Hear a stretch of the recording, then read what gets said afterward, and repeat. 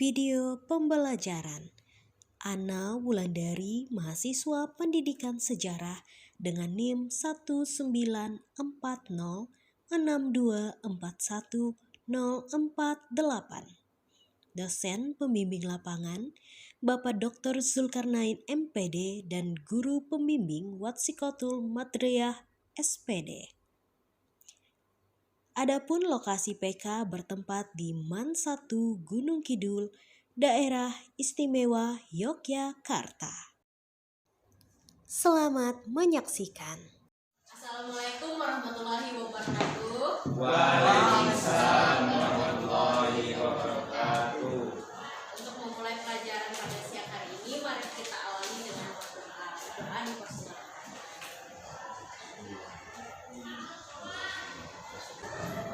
Berdoa sekiranya. Gimana kabarnya hari ini? Agak sakit, baik. Alhamdulillah. Yang sakit siapa? Luar biasa, dahsyat. Yang sehat siapa? Oh ya, lupa belum bilang selamat siang. Selamat siang semuanya.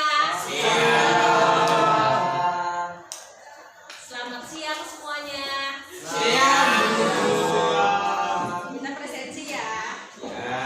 Aldia. Anissa Nurul Fatimah. Aprilia Sofani.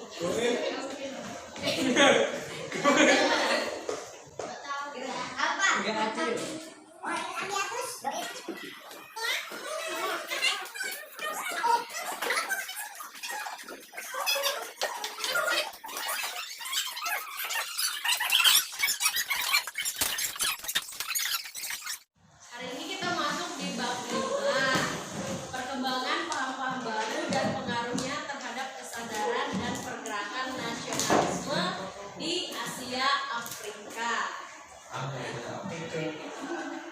Nah, jadi tujuan pembelajaran dari bab 5 ini ada 3. Yang pertama, siswa diharapkan mampu menjelaskan perkembangan paham-paham baru di Eropa dan pengaruhnya terhadap pergerakan nasional. Yang kedua, menghubungkan kebangkitan bangsa-bangsa Asia Afrika dengan kebangkitan nasional. Yang ketiga, memberikan contoh bentuk-bentuk organisasi pergerakan nasional. Nanti materinya Ibu kirim dulu ke kalian. Kalian boleh baca selama 10 menit. Oke?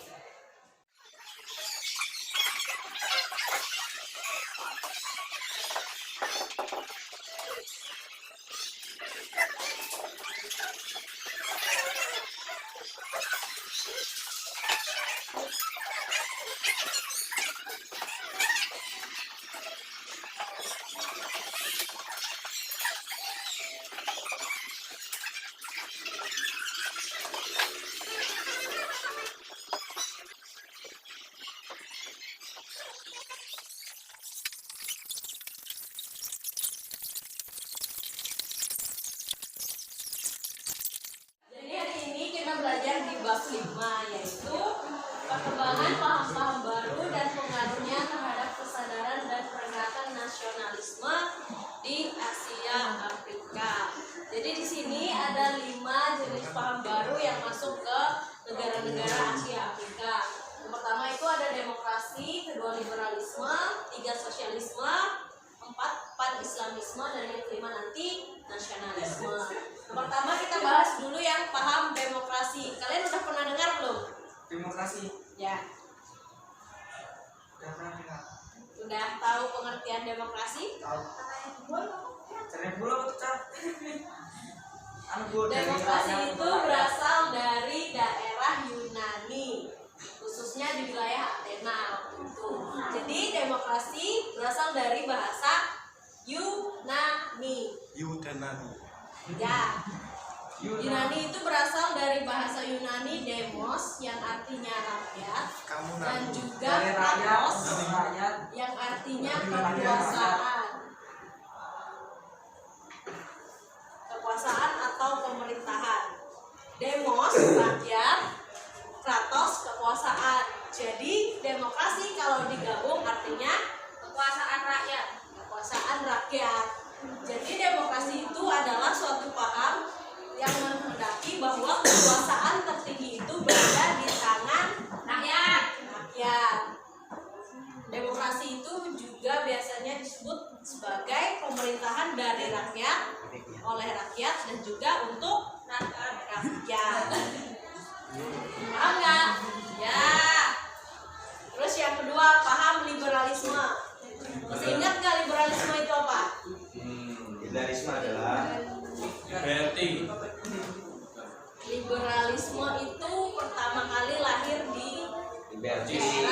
Prancis khususnya di abad ke-18. Liberty Itu anaknya adalah siapa? kata dasar yang membentuk kata liberalisme. Liber atau liberty ini punya arti bebas atau kebebasan. Isme itu artinya paham. Jadi liberalisme itu dapat diartikan sebagai paham yang menghendaki adanya kebebasan. Nah, kebebasan di sini khususnya adalah kebebasan individu. Jadi dalam liberalisme itu negara itu menjamin hak-hak setiap warga negara, baik itu kebebasan dalam bidang politik, sosial, agama maupun kebudayaan. Latar belakang lahirnya liberalisme itu salah satunya sebagai pengaruh dari adanya pemikiran Renaissance. Paham nggak? Paham nggak? Liberalisme tadi artinya paham yang menghendaki adanya kebebasan. Terus yang ketiga, sosialisme. Tadi kan paham liberalisme ini menghendaki adanya kebebasan secara kebebasan secara individu yang berlebihan itu lantas menyebabkan meningkatnya rasa individualitas atau individualisme. Nah, kemudian lahir paham sosialisme. Paham sosialisme ini hadir sebagai reaksi terhadap paham liberalisme. Tadi kan paham liberalisme menginginkan kebebasan individu, tapi sosialisme ini kebalikannya. Mereka menghendaki segala sesuatu itu diatur bersama. Maksudnya direncanakan bersama, dilaksanakan secara bersama-sama dan untuk kebaikan bersama. Jadi sosialisme itu kata kuncinya ini bersama. Nah, paham liberalisme ini kan menghendaki adanya kebebasan individu. Kebalikannya sosialisme menghendaki segala sesuatu diatur bersama. Dari paham sosialisme ini lahir semboyan yang namanya sama rata, sama rasa, atau paham-paham yang menghendaki adanya persamaan hak-hak antara warga negara. Paham nggak? Paham. Itu di sistemnya di negara mana? Sosialisme contohnya itu di Rusia. Sosialisme ini mirip juga sama yang namanya Marxisme atau komunisme. Terus yang keempat ada paham pan-islamisme. Paham pan-islamisme ini digagas oleh Jamaluddin Al-Afghani. Salah satu latar belakangnya itu di akhir atau di awal abad ke-20. Itu kan bangsa-bangsa Eropa mengalami kemajuan. Nah, dari Jamaluddin Al-Afghani ini menganggap itu sebagai salah satu bentuk penjajahan, dalam artian penjajahan kekuasaan maupun penjajahan pengetahuan. Jadi untuk melawan hal tersebut mereka memiliki pandangan akhirnya paham pan-islamisme, yaitu suatu upaya untuk meningkatkan persatuan di antara negara-negara yang berideologikan agama Islam. Paham?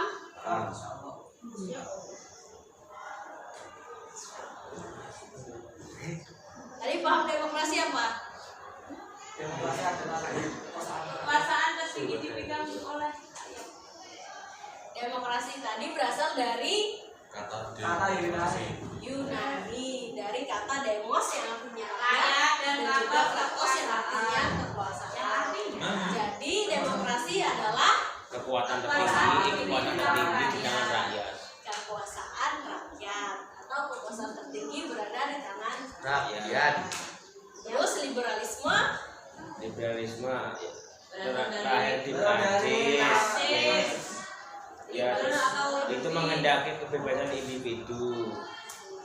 Terus sosialisme Itu adalah kebalikannya dari liberalisme, menghendaki sesuatu diatur bersama. Kalau liberalisme itu individu, sosialisme itu diatur bersama, kemana-mana bersama, dan merencanakan semuanya bersama, melakukannya bersama. siap. Terus yang pan-islamisme apa? Pan-islamisme apa tadi? Islamisme yaitu digagas oleh Om Jamaluddin Afghani. Suatu upaya meninggalkan persatuan di antara negara yang berideologi Islam. Paham nggak? Paham. Ada pertanyaan nggak?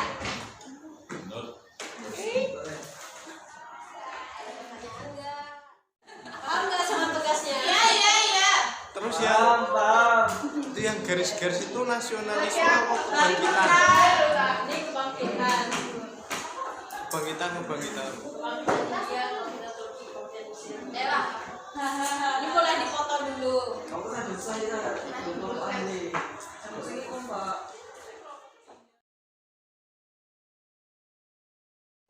kelompok ini.